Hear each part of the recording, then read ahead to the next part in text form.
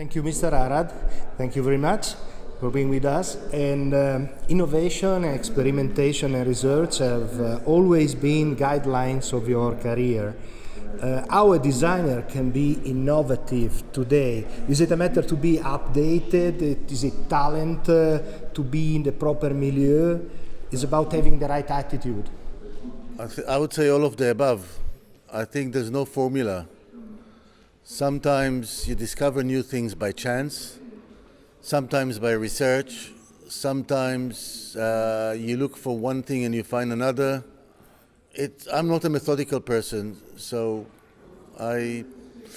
my favorite thing is to get results that are better than what you deserve.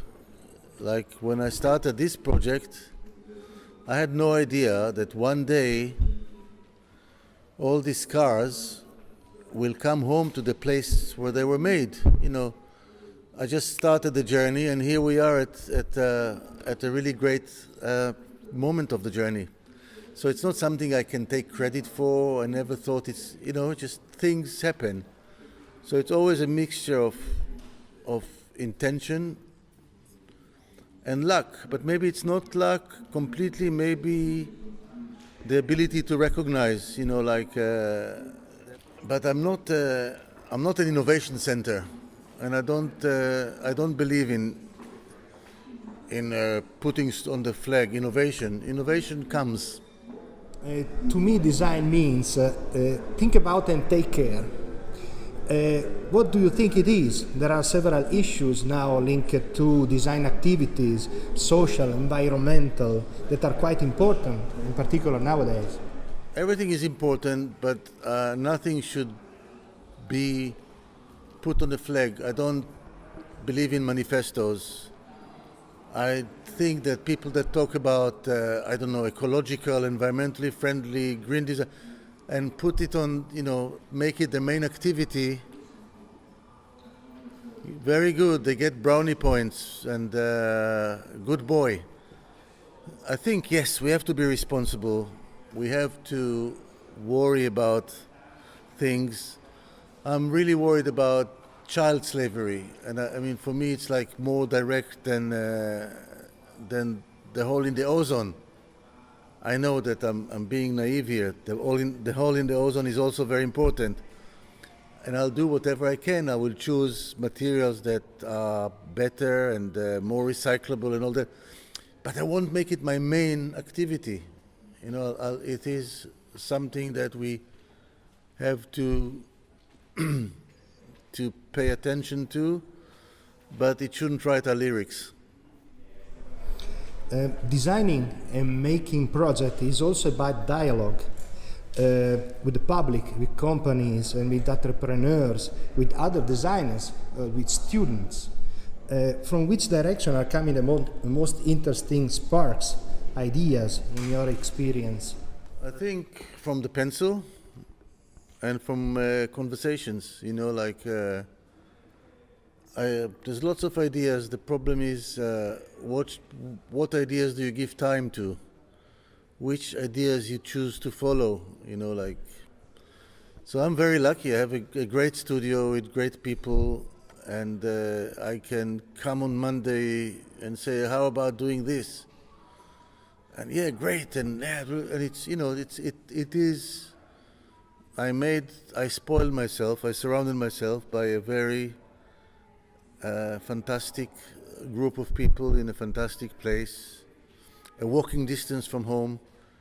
So I'm very lucky like that. So it's and yes, there's colleagues, and yes, there's people, and yes, it would be very sad if everything you do stays with you and there's no resonance from people like you or from the public. It's like there are lots of people that are very interested in something and they can't find other people to join them. I feel sorry for them, and it's that's the way it is. You are working also along the boundaries between art, architecture, and design. Are there still meaningful definitions? Do they define precise areas, or does uniqueness define art? I don't like all this discussion about breaking the boundaries and blurring I don't need a passport to go from one thing to the other. I know that there are lots of closed shops, journalists that write about architecture, don't write about design. They know nothing about art, and the other way around. And it's like, and people like you to, what are you? Are you a designer or are you I do what I do, and it's, I know the difference when you design a skyscraper. There's a different discussion and different negotiation and different meetings and different people involved, different objective. When you do something that is for mass production, different requirements, different economy. And when you do pieces that what we call studio pieces, not to say art, because I don't want this discussion. We call these studio pieces. You don't have to negotiate anything with anyone. You just do it because you believe it's a worthwhile thing to do.